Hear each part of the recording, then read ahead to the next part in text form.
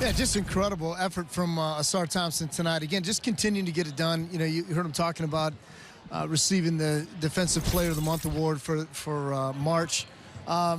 It's huge. A guy who has 7 points, but then the 9 assists, the 9 rebounds, the 3 blocks, the 2 steals. I mean, it's like there's a way to fill up a stat sheet and just be impactful in winning, and Asar Thompson top of the list. Yeah, we talked about the near triple-double, but he still stayed true to himself, and that was on the defensive end of the floor.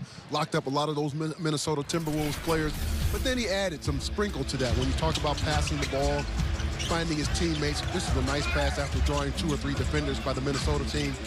Nice behind the back there. You can tell he was on guard to make sure that he was going to find his teammates. And then we see the defense there coming away with the block shot, then the active hands. Yeah. That's where he's going to always be, what he's going to always be known for, I should say. The fact is, he's going to continue to play at that level and garner even more Defensive Player of the Month awards. Dare I say, Johnny, that there might be, as he continues to progress, a Defensive Player of the Year, maybe yeah, in his future. Listen, I'm going to speak it right now. Yeah, I'm with you on it. We're going to make him a Curato Player of the Game. Maybe not as meaningful, you know.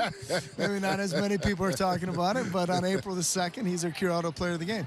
But no, I think this is a great, I think you bring up a great point, and, you know, the opportunity to be first team, all defense, yep. NBA, all that's in front of him. All that's in front of him. So brilliant game from Asar Thompson here tonight. They needed every bit of his effort.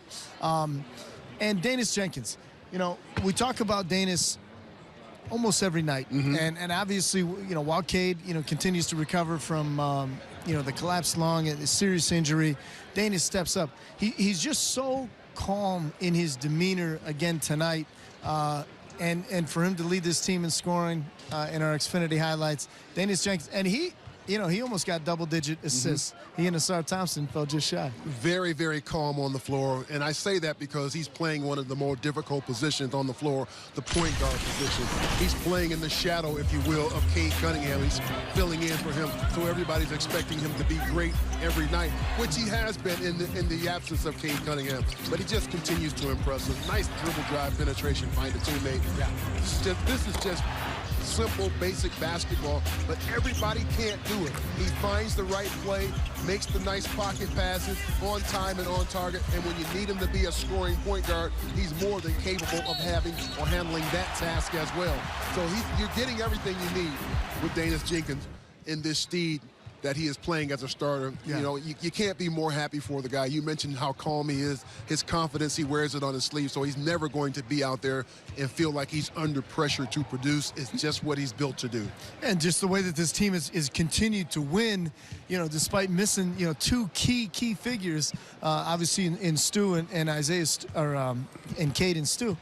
You know, you don't want to belabor the point, but the whole idea was when those guys were lost for, you know, extended period of time, a lot of people were like, okay, the Pistons are going to get exposed at this point in time, right? Like, they're not going to be able to, you know, to keep this going. The fact is they're 1 win away from securing the #1 overall seed.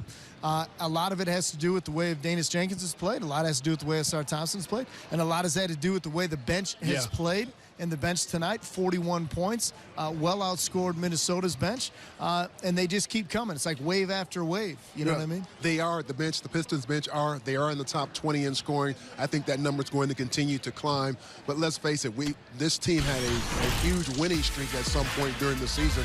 And a lot of that winning streak happened with the starters out of the lineup. It was the bench guys who came in and steadied the ship in the absence of the starters. So this is nothing new to these guys. Starters go out, guys step up and fill the void. They understand how to play. The recipe has already been created. Move the basketball, high number of assists. No negotiable or non-negotiable is giving energy and effort on the defensive end of the floor, and that's what this team has built their reputation on. Playing hard-nosed defense, generating offense from that defense, and sharing the basketball. Another night where the assist numbers are high. Yeah. Again, they understand how they win. And to me, that's a huge accomplishment because some teams don't have any idea how they win from night to night. The Pistons know how they win, and they can get to that. Yeah, play to an identity. 29 assists tonight. Everybody who played in this game scored. That was our Buick GMC Pro Vision. Let's hear from JB Bickerstaff standing by at the podium.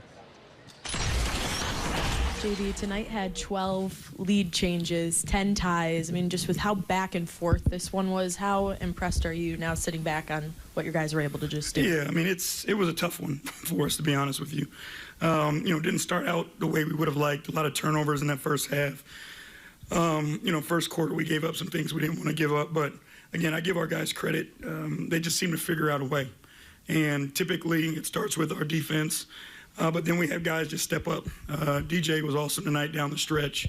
Obviously, the pressure that JD put on people, but it's collective, and so many guys contributed. Like AT was unbelievably defensively. So we had so many guys contribute, which is typical of this team.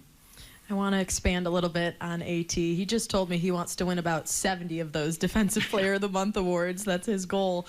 With what you saw from him tonight, what do you think makes him sound pretty serious about that? Yeah, I mean, he is. That's the funny part about it is, we may think it's in jest, but he's dead serious. That throughout his career, that's what he wants to do. And that's where he wants to put his impact on the game. And for a guy who understands that at this age and knows how important it is, particularly to our team, it means even that much more that he's willing to go the extra mile to go out and do what he does every single night, knowing that it's not an easy job. You guys continue to kind of rack up these collective wins, especially not at full health. How can these kind of continue to prepare you guys for the postseason? You're just trying to do the job, right? Our aim is to be playing our best basketball, and it's all systematic stuff. And our guys understand that, right? There's opportunities for individual freedoms within it, but guys don't step outside of it to be something that they're not. And that's on both ends of the floor. So as long as we're, sound in our system and playing at our best, that's going to give us a chance to win basketball games down the stretch. What did you see different in JD's approach tonight compared to last week? I think he had 10 points, 7 attempts. Obviously, Gobert's a tougher matchup. What did he do just from an aggressive standpoint? He was attack-minded. He was putting pressure on him. Probably could have had more free throws, but he was attacking downhill, being physical, finishing with power, finishing through contact. So I thought he did a great job. Coach, another good game for Duncan Robinson. He talked about in the beginning of the season wanting to work with the bigs and kind of grow as a passer and a playmaker. Had a really nice lob to Asar, I think, earlier in the second half. Talk about what you've seen from him growing as a playmaker and as a connector of this offense. Well, that's one of the strengths of his is because of the gravity that he attracts. And so many bodies want to fly to him when he comes off those actions with big guys, now the big guys become available. They become available in the pocket. He's got that little hesitation where now bigs are playing 2-on-1. They don't know if he's going to shoot the floor, make the dump off, throw the lob. But those guys, they've got that symmetry now. They've got that eye contact where they know whatever they're going to do based on what the defense does, and the defense can't be right. JB, kind of two-part questions. One, is there anything you can update us about with Tobias Harris and him exiting? And then there in the third quarter, you ran with JD and Paul Reed for a little bit. How much of that was just due to needing to change rotations, missing him, versus giving those two just some run together?